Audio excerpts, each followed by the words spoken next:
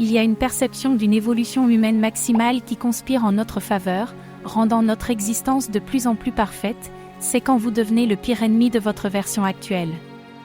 Quand l'ennemi intérieur devient l'architecte de l'ascension évolutive. L'univers conspirateur murmure des secrets de transformation dans chaque particule subatomique qui danse dans le vide quantique de notre être. Ce texte explore le profond paradoxe évolutif où nous devenons antagonistes à notre moi actuel afin d'atteindre des états de conscience supérieurs, entremêlant la physique quantique à la poésie de l'éveil spirituel. À travers un tissage de vers conceptuels et de questions existentielles, nous invitons le lecteur à s'immerger dans le mystère de sa propre évolution, où des particules de possibilités s'effondrent dans de nouvelles réalités lorsque nous osons défier les limites de notre identité actuelle. Dans le vaste champ de probabilités qui constitue notre existence, nous sommes à la fois observateurs et créateurs. Le principe de superposition quantique révèle que nous existons dans de multiples états potentiels jusqu'à ce que la conscience réduise la fonction d'onde en une réalité tangible. N'est-ce pas la métaphore parfaite de notre évolution interne ? Nous vivons dans un état de superposition existentielle où notre moi actuel coexiste avec toutes nos versions possibles, attendant de se manifester lorsque nous osons les regarder. Lorsque nous contemplons l'abîme entre qui nous sommes et qui nous pourrions être, nous activons l'intrication quantique des réalités parallèles de notre être. Et si nous pouvions observer simultanément toutes les versions possibles de nous-mêmes coexistant dans le multivers de la conscience ? Aurions-nous le courage de reconnaître que notre moi actuel n'est qu'une ébauche préliminaire du manuscrit cosmique de notre potentiel ? La physique quantique nous montre que la réalité n'est pas fixe mais probabiliste, et peut-être que notre identité actuelle est simplement la probabilité que nous nous soyons effondrés jusqu'à présent, tandis que des versions supérieures infinies nous attendent dans le champ de toutes les possibilités. Lorsque nous faisons face au miroir existentiel, sommes-nous prêts à voir non seulement ce que nous sommes, mais aussi ce que nous évitons systématiquement de devenir ?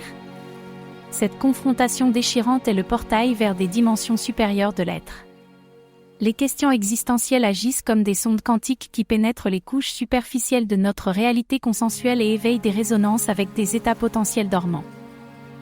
À quel moment avons-nous décidé que notre version actuelle méritait plus notre loyauté que notre version future ?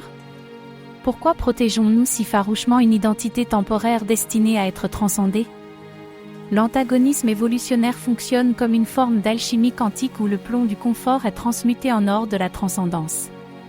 Cette transmutation nécessite de la chaleur, de la pression et des catalyseurs que nous vivons souvent comme des crises, des questionnements profonds et des défis apparemment insurmontables.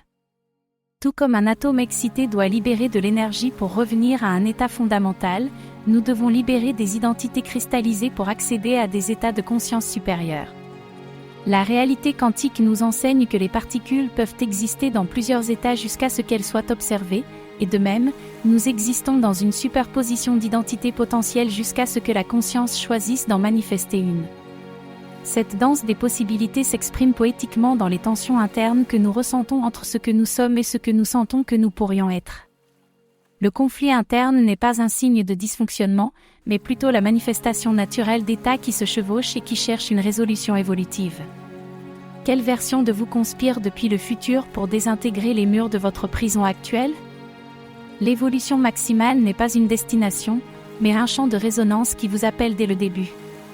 Pourrions-nous alors comprendre l'hostilité envers notre version actuelle comme un acte d'amour suprême envers notre potentiel ? La plus grande compassion que nous puissions nous offrir est peut-être le courage de démanteler systématiquement toutes les structures internes qui limitent notre expression la plus complète.